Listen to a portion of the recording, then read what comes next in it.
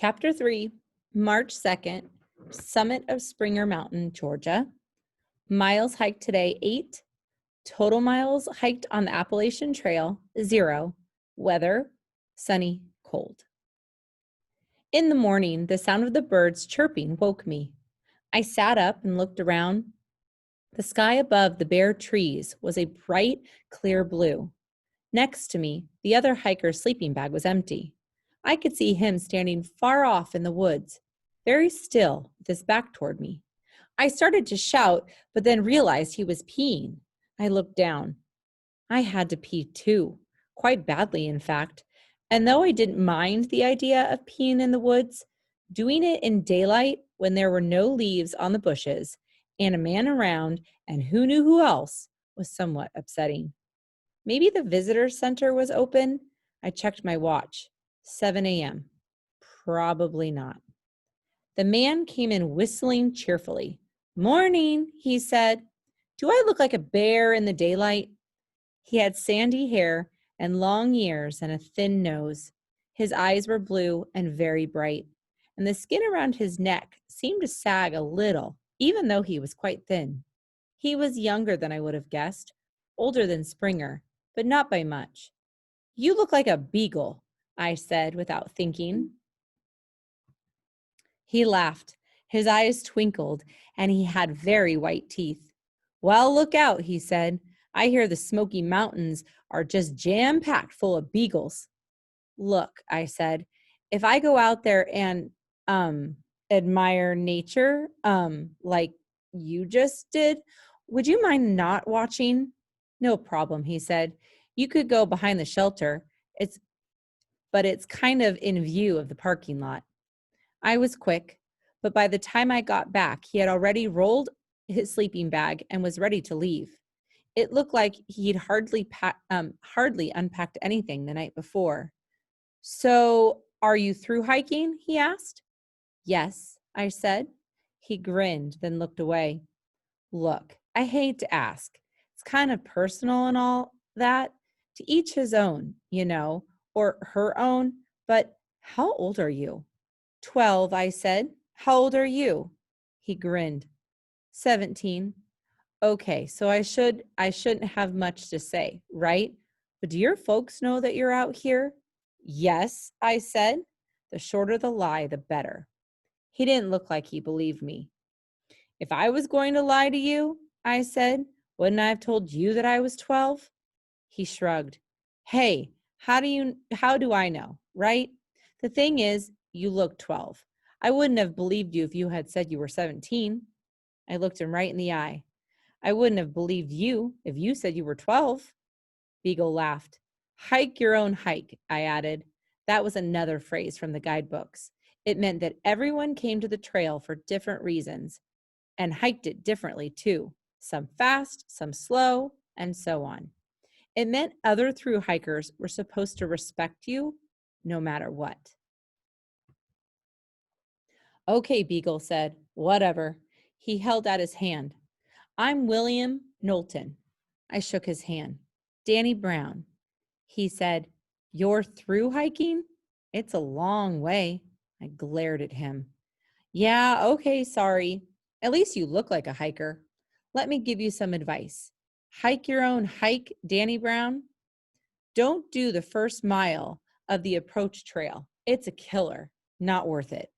Hitch a ride to the top of the falls and start from there. And don't bother making yourself breakfast this morning. Up by the falls, they've got a lodge, and the breakfast buffet is an all-you-can-eat." He grinned. "That's the first rule of through hiking. Never pass up an all-you-can-eat." Unless the all-you-can-eat costs money, I thought. I'd saved all I could for this trip. Birthday presents, Christmas presents, plus I'd babysat the neighbor's wretched 6-year-old twice a week after school and every single day on Christmas break. But I had to buy a lot of my equipment too. I only had about $500 to last the trip. The book said to count on 6 months for a through hike. So that worked out to $20 a week for food, as long as none of my gear broke. Not many restaurant meals there. I shook my head. I haven't tried hitchhiking yet, and I'm not hungry.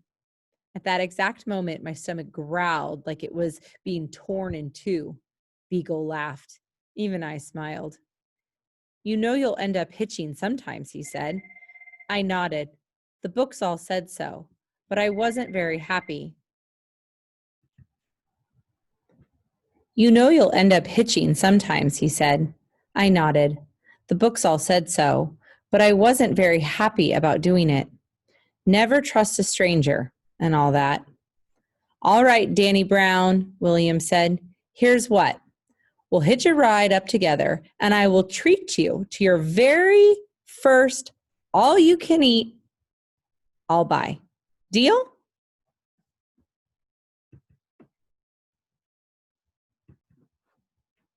You know you'll end up hitching sometimes, he said. I nodded. The books all said so, but I wasn't very happy about doing it. Never trust a stranger and all that. All right, Danny Brown, William said. Here's what. We'll hitch a ride up together, and I will treat you to your very first all-you-can-eat I'll buy. Deal? You don't have to buy me breakfast. You can, I don't know what, make me a cocoa later on, okay? Okay, I said. I probably shouldn't have agreed, but I like Beagle. Did your mother teach you not to talk to strangers? He asked while I packed my gear. Yes, I said. What about hitching rides and eating breakfast with them? He asked. You're not a stranger, I said. He didn't smile. In fact, he looked concerned. I'm not, he said. And you can trust me. You can trust most people out here. But you ought to be careful, Danny Brown. I hoisted my pack. I am, I said. I always am. We got a hitch from a man driving a pickup truck who stopped and motioned us toward the truck bed. Beagle dropped the tailgate and gave me a hand up. The road was so steep it was scary, and I'd never been in the back of a truck before. But the air was crisp and the mountains were beautiful, and Beagle was laughing. I felt like I was starting a fabulous adventure. The falls were puny, disappointing.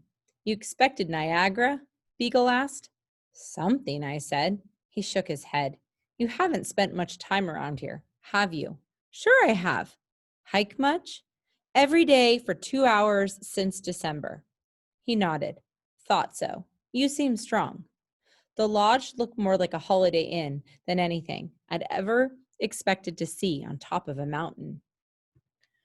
But the breakfast was indeed all you can eat. I winced when Beagle paid $6.95 for each of us. Don't worry about it, he said. Are you rich? I helped myself to sausages, 6 of them, and pancakes and eggs. The smells from the buffet were wonderful. I was starving. Nope, he said cheerfully, but that's okay. Can't have you starting off hungry, can we? Are you in college? I asked. We found a table by the window and sat down. The restaurant wasn't crowded, though there were a few other people who looked like potential through hikers to me. Beagle drank a full glass of orange juice straight down. No, he said, wiping his lips. I graduated from high school in January. I took extra classes for the last 2 years so I could finish a semester early. I've always wanted to try a through hike, and my folks said if I did it this way, I'd start classes at Duke into September.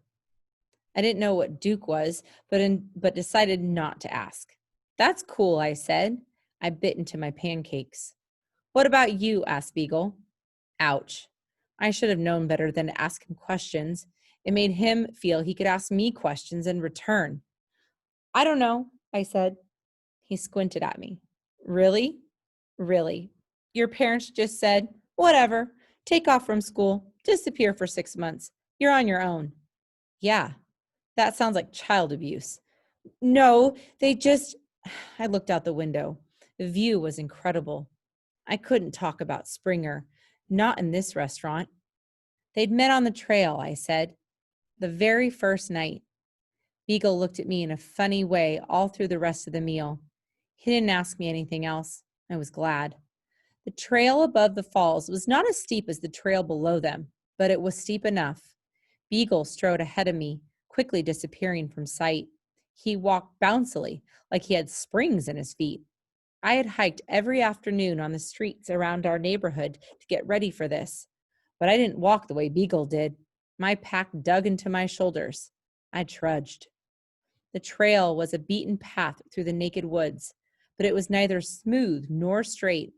I found myself watching my feet, both to be sure I didn't trip, and because my pack tended to tip my head forward. I tripped anyway, several times. So, Danny, what did you see on your historic walk? Mostly the tops of my boots. What did you think about while you were walking? Nothing. The less I thought, the better. I walked carefully, quietly, slowly, I suppose, but steadily. My heart pounded. I didn't see Beagle for what I figured was at least a mile. I didn't see anybody, even though I knew there were other through hikers around. At the lodge, I had caught a glimpse of one arranging her pack in the lobby. I didn't see squirrels, birds, anything. The wind blew, the air was cold, but I was wearing my hat and my fleece and my thermal underwear, and I was warmer than I wanted to be. Step, step, step. Breathe, breathe, breathe. Step, step. Georgia to Maine. I tried to imagine what it was like for the people who quit right here, who walked the trail I was walking and decided it was too much. They preferred to go home. In the first place, they probably had a home to go home to. Me, I felt like I could walk forever. I went around a turn and saw Beagle sitting on a log beside the trail eating a handful of something. He saw me and smiled. He had taken his hat off and hung it from his pack on a cord. Gorp? He asked. I shook my head. Gotta keep eating, sis, he said. I've got plenty, I said. I did, too. It was just all in my pack, which I didn't feel like taking off. Later, I said. He shrugged. See you, he said. 2 miles down now, 6 to go. He walked off, pulling ahead of me like the pack on his back weighed nothing. Like he had been walking forever, meant to do it about that much more. I felt slow compared to him, but I didn't feel bothered. Hike your own hike. My hike did not include needing to be supervised or given handouts of gorp. I was out here to be alone. I began to regret accepting breakfast from him, except the sausages had been so awfully tasty. I saw Beagle again a few miles on, and again a bit after that. I don't need a babysitter, I told him. I am a babysitter. I'm a hiker too. I'm fine. Hey, sis, he said genially. If you were my sister, I'd be wanting someone to check in with you now and then. I'm not your sister. I surprised myself by how angry I sounded. Beagle didn't finish. Did you or did you not tell me that I look like a beagle? He said. Well, I said. And are you or aren't you calling me Beagle in your head right now? Well, I looked away.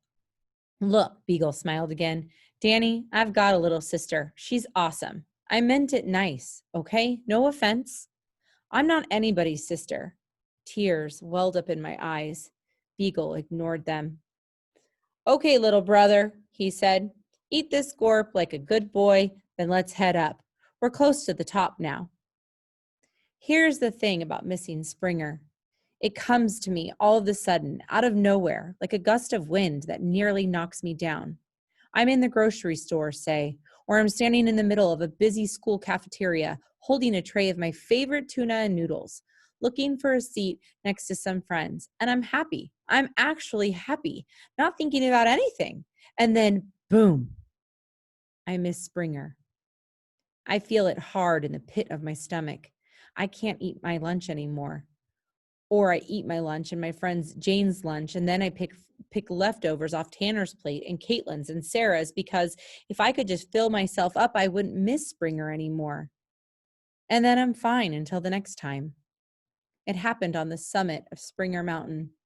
I expected that there'd be some kind of fanfare at the top, some elaborate marker like a pretty stone archway at the bottom of the approach trail. Maybe I wanted music and flowers just for me. Maybe I was being unrealistic since the summit was way in the middle of nowhere, but I expected more than I got, which was a big gray rock squatting beside the trail. I could see that it really did mark the summit. A trail went down from it in both directions.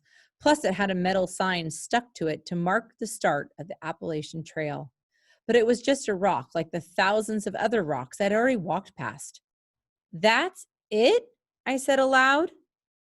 Even though no one was around, not even Beagle, he had gotten ahead again. That's the top of Springer? It seems stupid. For a second, I felt cheated, but I turned around. Brown tree branches framed the longest, most beautiful view I had ever seen. A few fluffy clouds floated high in a crystal blue sky, and far away from the ground, a gleam of silver showed a river or a lake. On the mountaintop, I felt suspended between clouds and water. The hills rolled on and on in front of me, green at their bottoms from the evergreen trees, and in some places showing the faintest pale green hint of spring. Boom! I stood on top of Springer Mountain, and I longed for Springer. I stood with my mouth open, breathing in and out in hard, short breaths, and then I did something else that I can't stop doing.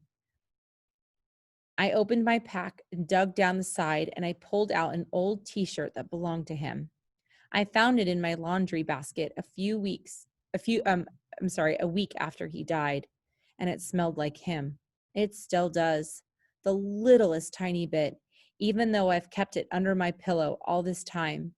So I stood on the mountaintop, covering my face with an old, unwashed t-shirt, and cried and cried and cried. After a bit, I heard man-made noises, and I jumped like a startled deer. It wasn't Beagle. It was a woman hiker, the one from the lodge, and she looked winded and sweaty and awful. Like the hike wasn't what she had expected. Like she might turn around and go home. She walked up to the rock, glared at it, and said, "That's it?" And she sat down right on it with a thump and some creaks from her gear. Then she looked at me and said, "Oh no, are you hurt? What happened?" I had quit crying, but I couldn't talk without hiccuping. I shook my head and I tried to smile and failed. Nobody has to hike this thing, the woman said. If it seemed like a bad idea, hey, they say a bunch of people quit right off the bat. Maybe that's fine. Maybe you can learn as much on the approach trail as you need to know. Hey, how old are you anyway? I said, 21. She said, my great Aunt Fanny, don't tell me lies. I said, 12. She sighed. Well, you got the numerals right in the first time, I guess. What are you doing this for? Please tell me you're a day hiking. You're not by yourself, are you? She was an older woman, like someone's grandma. Not mine, though. My grandparents were dead. I said. Just then, Beagle showed up, walking back along the trail that led away from the rock. Hey, sis, I got water. Need some? He said. I shook my head. Get a chance to sign the register yet? He asked. I shook my head again. Well, get a move on. Supper's waiting. Where's the register? I asked. And the woman said, oh, geez, I'm sitting on it. And we all laughed. And she signed it and I signed it. And she forgot I hadn't answered her question. Plus, Beagle had made it seem like we were together, which was okay. Beagle and I hiked the last part of the day together. We skipped the shelter just past Springer and went on to the Stover Creek, so by the end of the day, I'd walked 2.5 miles from the actual Appalachian Trail. I ate dinner as fast as possible and ignored the other hikers as much as possible and climbed into my sleeping bag as soon as I could. It was not even 7 o'clock, but I was exhausted, and I fell asleep before daylight had entirely left the shelter.